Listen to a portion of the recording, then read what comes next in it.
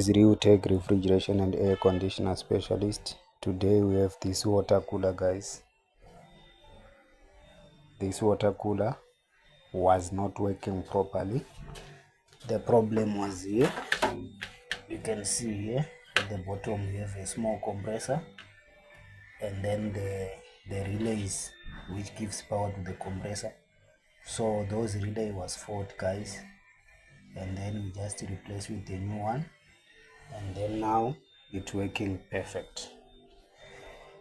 It's working 100%. It's a water cooler.